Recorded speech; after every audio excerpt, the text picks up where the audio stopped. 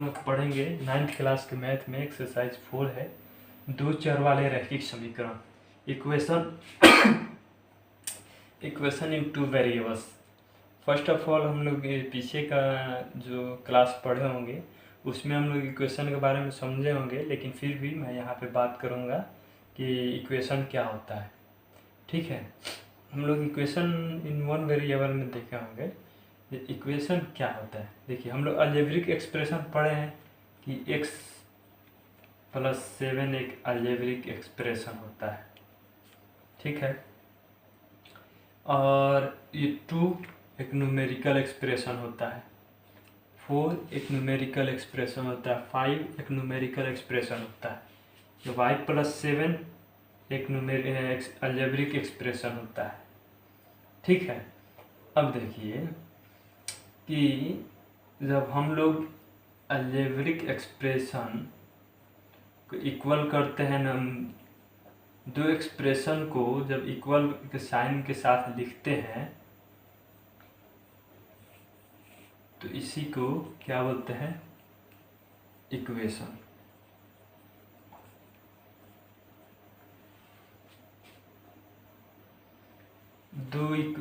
दो एक्सप्रेशन को जब इक्वल के साथ लिखते हैं तो उसी को क्या बोलते हैं जी, इक्वेशन। इसको क्या बोलते हैं, अलजेब्रिक एक्सप्रेशन। ये आपका ये अलजेब्रिक एक्सप्रेशन है या न्यूमेरिकल एक्सप्रेशन है। ठीक है, जब दो एक्सप्रेशन को इक्वल के साथ लिखते हैं तो उसको बोलते हैं इक्वेशन। ठीक है, आप समझ गए। अब चलिए, ये इक्वेशन इन क्या है, ये वन वेरिएबल है, यहाँ पे एक ही वेरिएबल है। हम लोग इस कक्षा में पढ़ेंगे, इस क्लास में इक्वेशन इन टू वेरिएबल। ठीक है, इसके पहले हम लोग पढ़े होंगे कि इक्वेशन इन वन वेरिएबल जो होता है इसका सिर्फ एक ही वैल्यू होता है, क्योंकि इसको हल कीजिएगा तो x = क्या आ जाएगा जी, 5। ये 7 इधर जाएगा तो -7, x = -2, यानी इसका एक ही वैल्यू है, x का एक ही मान है, जिसके लिए ये 5 होगा। ठीक है, x का एक ही वैल्यू है, जो x की जगह रखेंगे तो ये 5 हो जाएगा। ठीक है, अब देखिए, अब हम लोग इसमें पढ़ेंगे दो चर वाले रैखिक समीकरण अगर दर्शाते हैं तो क्या होता है, इक्वेशन होता है। ठीक है, और इक्वेशन के जो इक्वेशन है उसमें हम लोग x + 7 = 2 है। इसमें हम लोग क्या क्या कर सकते हैं, दोनों तरफ समान सेम चीज़ से जोड़ भी सकते हैं, दोनों तरफ सेम चीज़ गुना भी कर सकते हैं, दोनों तरफ सेम चीज़ को घटा भी सकते हैं। ये आप लोगों को मालूम होगा। ठीक है, ये बेसिक चीज़ है। हम लोग इससे पहले वाला जब इक्वेशन इन वन वेरिएबल पढ़े होंगे तो इसका जनरल फॉर्म जो होता है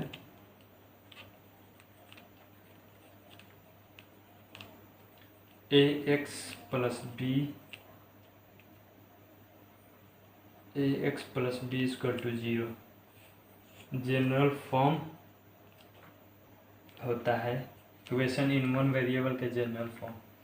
इक्वेशन इन टू वेरिएबल क्या होता है, एक इक्वेशन ही होता है जिसमें जो क्या होता है उसमें 2 वेरिएबल होता है।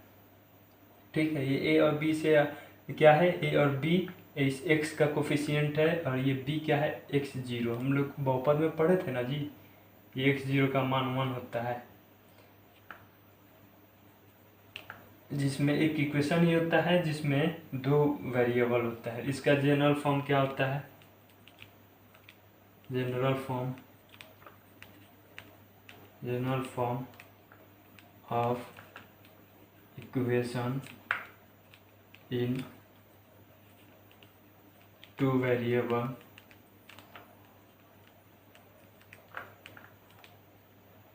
दो चर वाले समीकरण का सामान्य रूप, जनरल फॉर्म सामान्य रूप। ठीक है,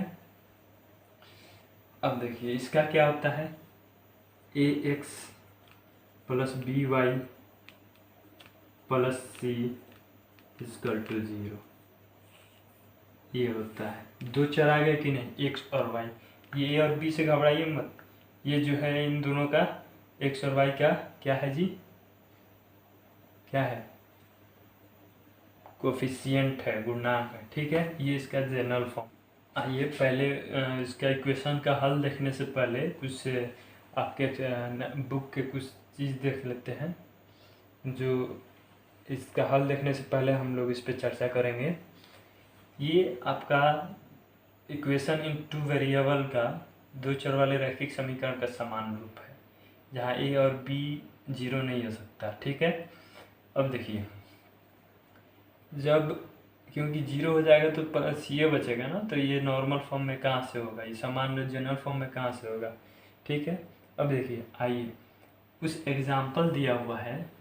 जैसे दिया हुआ है 2x + 3y = 5। ये एक इक्वेशन है, इक्वेशन इन टू वेरिएबल। अब इसको ये जनरल फॉर्म में लिखना है, और जनरल फॉर्म में लिखकर ए बी और सी का मान ज्ञात करना है। कैसे ज्ञात करेंगे, तो जनरल फॉर्म क्या होता है, ए एक्स + बी वाई + सी। इसको भी इसके फॉर्म में बनाएंगे, तो ये क्या होगा, 2x + 3y, ए एक्स + बी वाई + सी, ये सी है कांस्टेंट टर्म, इधर आएगा -5 = 0। तो यहाँ पे तो प्लस है, इसको कैसे बनाएंगे, अब देखिए 2x + 3y, हमको यहाँ प्लस लिख कर इसको -5 कर सकते हैं और 0 लिख सकते हैं। ए एक्स + बी वाई + सी के फॉर्म में हो गया। अब देखिए ये इस फॉर्म में हो गया। अब यहाँ से ए का मान क्या है जी, ए का मान क्या हो जाएगा, ए का मान 2 हो जाएगा, बी का मान क्या हो जाएगा जी 3, सी का मान क्या है -5।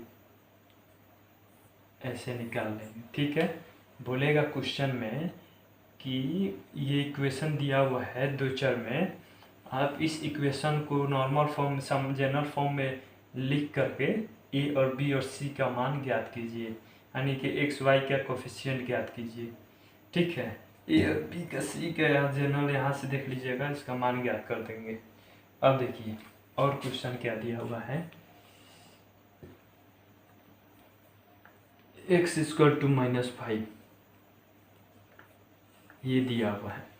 ये क्या है जी, x 5 इधर आएगा, x + 5 = 0।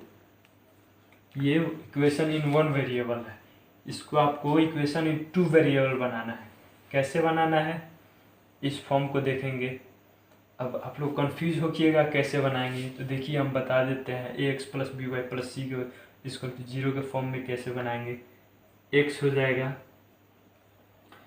ए के जगह 1 है, इसका कोफिशिएंट 1 है ना जी, ए एक्स, बी वाई हम लोग 0y लिख सकते हैं,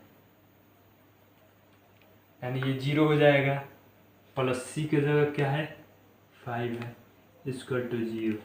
क्या ये इक्वेशन इसके बराबर है, तो है, क्योंकि x + 0 × y यानी 0 + 5, तो x + 5 = 0। लेकिन ये इक्वेशन किस फॉर्म में हो गया, ए एक्स + बी वाई + सी = 0। ठीक है, अब देखिए यहाँ पे ये वाला हटा दीजिए, A and B are not 0, sorry. अब देखिए इसको इस फॉर्म में हम लोग दर्शा दिए, ऐसे ही दर्शा सकते हैं। ठीक है, यहाँ पे मुझसे मिस्टेक हो गया था, एंड बी आर नॉट 0, इसको आप हटा लीजिएगा। ठीक है, ये इक्वेशन इन वन वेरिएबल को इक्वेशन इन टू वेरिएबल में हम लोग लिख सकते हैं। एक्सरसाइज 4.1 फर्स्ट क्वेश्चन को देखेंगे। देखिए इससे पहले हम आपके बता देते हैं कि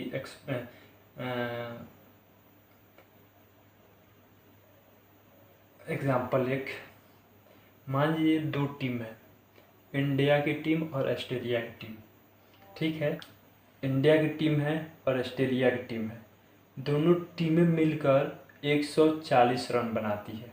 ठीक है, तो इसको कैसे हम व्यक्त करेंगे, x जो हो गया इंडिया की टीम का रन हो गया, प्लस वाई, ऑस्ट्रेलिया की टीम का रन हो गया, इक्वल टू कितना है 140 है। इसको एक एक्सप्रेशन के रूप में लिख सकते हैं हम लोग, ठीक है। दोनों टीमों के रन का योग कितना है 140 है, ठीक है। तो ये एक्सप्रेशन के रूप में हो गया। अब यहाँ से समझिए, नोटबुक दिया हुआ है, कह रहा है एक नोटबुक की कीमत एक कलम की कीमत से दोगुनी है। तो नोटबुक की कीमत मान लेंगे 100 रुपया है, कलम की कीमत मान लेंगे वाई रुपया है। कह रहा है कि एक नोटबुक की कीमत यानी 100 रुपया, एक नोटबुक की कीमत, एक नोटबुक और एक कलम की कीमत ये है। एक नोटबुक की कीमत 100 रुपया है, ये कितना है दुगुनी है कलम की कीमत की, तो दुगुनी होगा 2 गुने, और वाई क्या है जी, वाई रुपया क्या है एक कलम की कीमत है, यानी कि एक नोटबुक की कीमत दुगुनी है एक कलम की कीमत की, ठीक है। तो ये क्या हो जाएगा x इक्वल टू 2y हो जाएगा, ये क्या हो जाएगा x minus 2y equal to 0। ये ax plus by plus c के फॉर्म में हो गया। यहाँ पे ये x माइनस 2y प्लस 0 बराबर 0 ऐसे लिख सकते हैं। x plus by plus c form में लिखेंगे तो ax minus 2y plus C के जगह 0 बराबर 0। ये 0 नहीं लिखे तब भी कोई फर्क पड़ने वाला नहीं है। तो x प्लस पी यानी दो चर वाले रैखिक समीकरण के फॉर्म में हम लोग इसको लिख दिए। दूसरा क्वेश्चन देखिए,